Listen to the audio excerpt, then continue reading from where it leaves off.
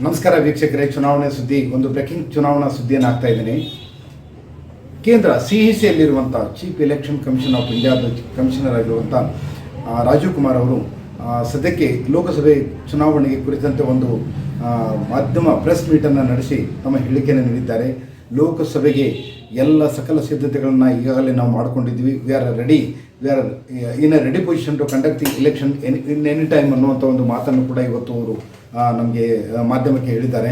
So ಆ ಒಂದು ಲೆಕ್ಕಾಚಾರದ ಪ್ರಕಾರ ನಾವು ಇಂದಿನಿಂದ ನಾವು ಕ್ಯಾಲ್ಕುಲೇಷನ್ ಅಥವಾ ಒಂದು ಕೌಂಟಿಂಗನ್ನು ನಾವು ಸ್ಟಾರ್ಟ್ ಮಾಡಿದ್ರೆ ಏಪ್ರಿಲ್ ಅಥವಾ ಮೇ ತಿಂಗಳಿನಲ್ಲಿ ಈ ಲೋಕಸಭೆ ಚುನಾವಣೆ 2024ರ ಸಾರ್ವತ್ರಿಕ ಚುನಾವಣೆ, ಲೋಕಸಭೆ ಸಾರ್ವತ್ರಿಕ ಚುನಾವಣೆ ನಡೆಯುವಂಥ ಎಲ್ಲ ಸಾಧ್ಯತೆಗಳಿದೆ.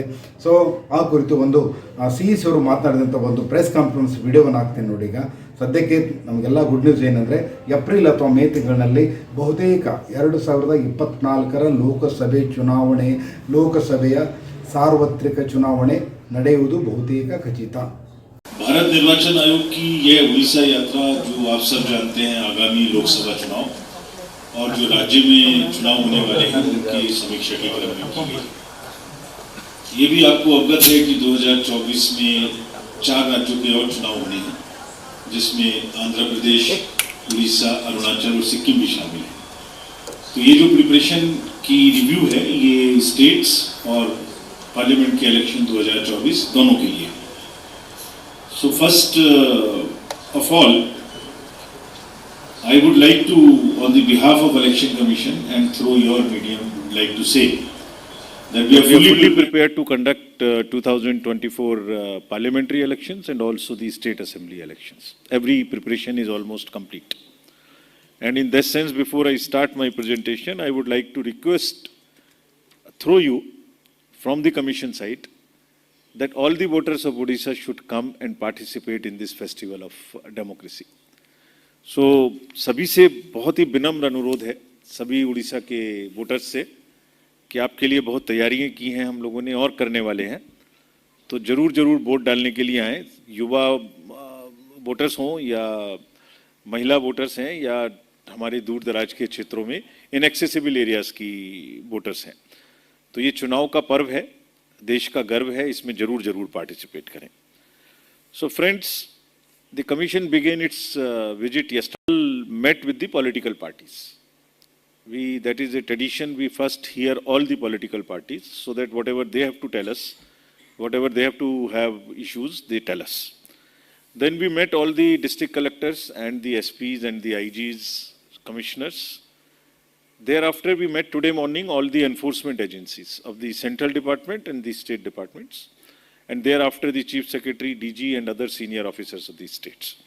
So I brief you about what happened in those meetings, what were the issues and what is our reaction.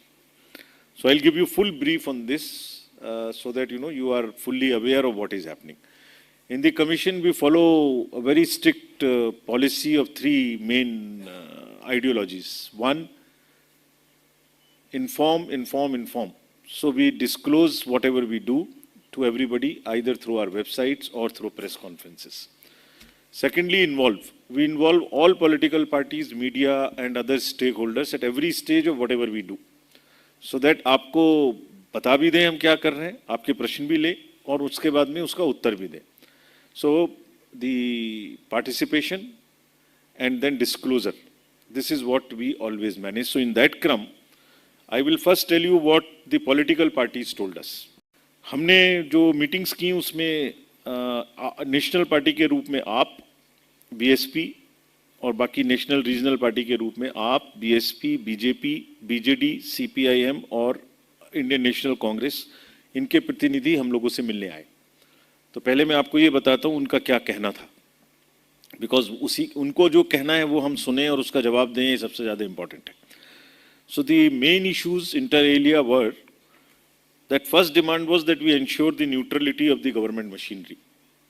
Many parties stated that the administration is perceived to be not neutral, so they favor a party in power. Therefore, the level playing field should be established and administration should become totally aligned to this principle.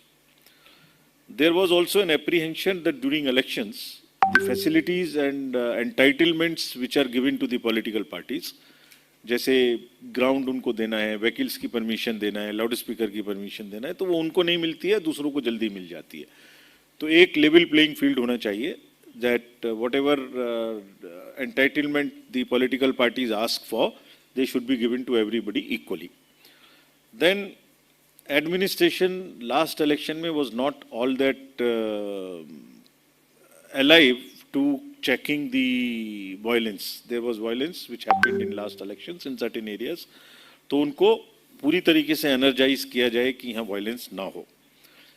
ऐसा भी लोगों का कहना था, कुछ political parties का, not all, कि government vehicles और को या एम्बुलेंसेस को यूज़ किया जाता है कुछ इरेगुलर सामान ले जाने में, जिसमें कैश भी शामिल है, ऐसा उनका परसेप्शन था, उनका कहना था। सिमिलरली ये भी कहना था कि जो गवर्नमेंट एकोमोडेशन है, गवर्नमेंट बिल्डिंग्स हैं, पीएसयूज हैं, उसका इस्तेमाल पॉलिटिकल पर्पजेस के लिए किया जा रहा है या किया जा सकता है। ये एडमिनिस्ट्रेशन से रिलेटेड थी। दूसरी उनकी रिक्वेस्ट थी कि ईवीएम्स को जो है वो सबके सामने में एक दो जगह में सील नहीं किया गया था लास्ट टाइम, उसको इंश्योर किया जाए। जितने वेयर हाउसेज हैं उनमें सब में सिक्योरिटी पूरी तरीके से प्रोवाइड की जाए, जिसमें खास तौर से सीएपीएफ की यानी सेंट्रल फोर्सेस की सिक्योरिटी भी हो स्टेट के साथ साथ। देन उनका ये भी कहना था जब इलेक्शन खत्म हो तो कितने वोट पड़े उसका एग्जैक्ट खाका, उसका एग्जैक्ट हिसाब किताब फॉर्म 17C के अंतर्गत कैंडिडेट्स को के एजेंट्स को दिया जाना चाहिए, ताकि पूरी ट्रांसपेरेंसी बनी रहे और कोई भी उसमें चेंज का प्रॉब्लम ना हो। दो और स्पेसिफिक थी उनकी डिमांड्स कि कुछ कैंडिडेट्स ऐसे हैं जो न्यूज़पेपर्स चलाते हैं या पॉलिटिकल पर्सन्स हैं, तो पेड न्यूज़ को चेक किया जाए। ऐसा ना हो कि न्यूज़ के फॉर्म में पार्टी प्रमोशन या अपना प्रमोशन किया जाए, उसको आप पेड न्यूज़ के रूप में माने। ये भी कहना था उनका कि जो कुछ एक पार्टी का जो एडवर्टाइजमेंट्स आ रहे हैं उसमें सिंबल यूज़ हो रहा है पार्टी का, that is also against the norm on the symbol orders and also misuse of public funds. These were the